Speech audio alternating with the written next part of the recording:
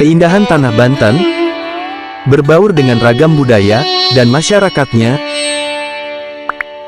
selaras dengan dunia yang tak henti berputar.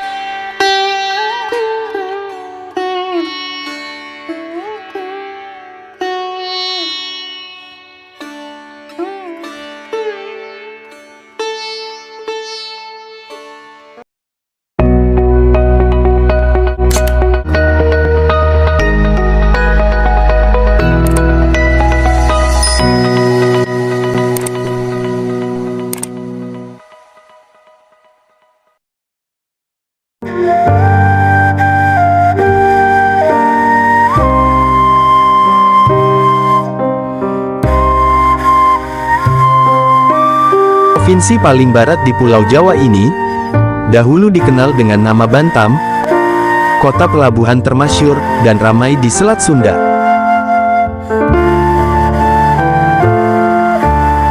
Secara geografis, posisi Banten berbatasan langsung dengan ibu kota Jakarta.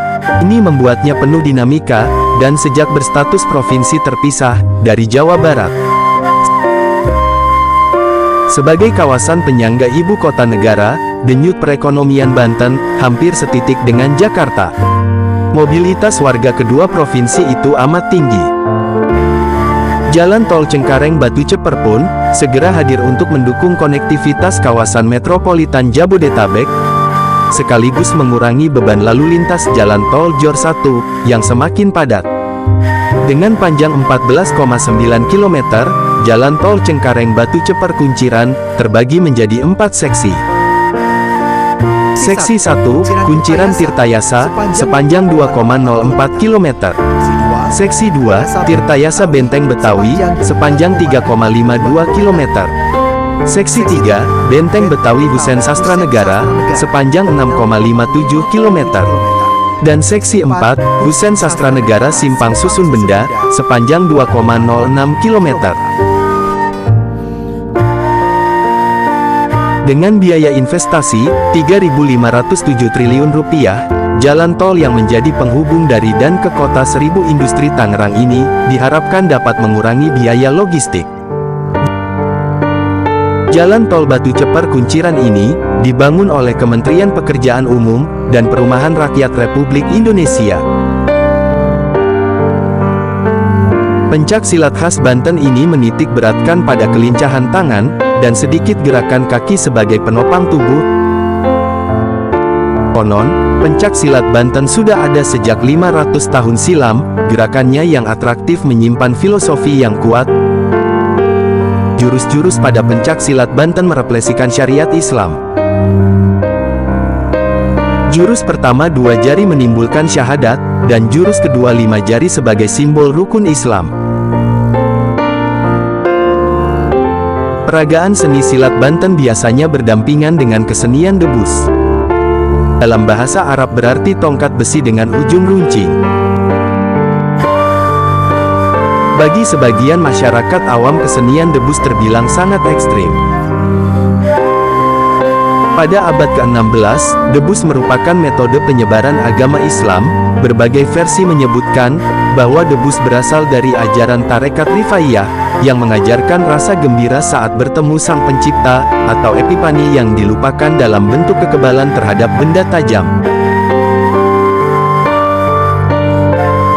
Akar budaya Banten yang begitu lekat dan lestari tersaji dalam konsep kosmologi yang afik, tersembul dalam hubungan masyarakat dan Tuhan, yang diejawantahkan dalam seni.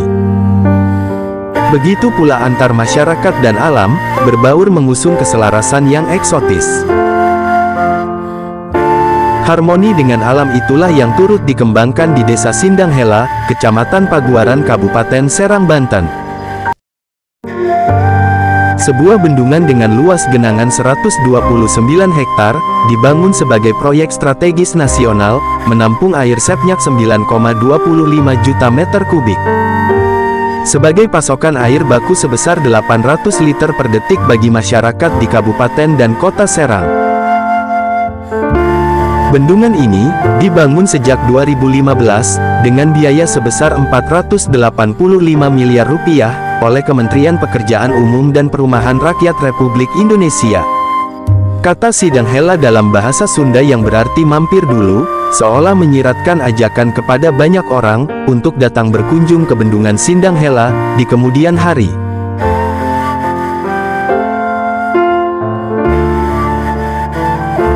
Bentuknya yang seperti teluk-teluk dan membuatnya unik dan berbeda dari cekungan bendungan lain. Tujuan rekreasi dan konservasi alam diharapkan terwujud di lahan seluas total 74,4 km persegi itu. Pemandangan asri ini dapat dinikmati dari pendopo.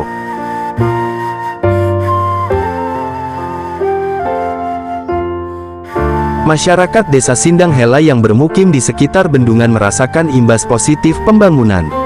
Desa Sindang Hela dikenal sebagai penghasil sapu lidi terbesar di Banten.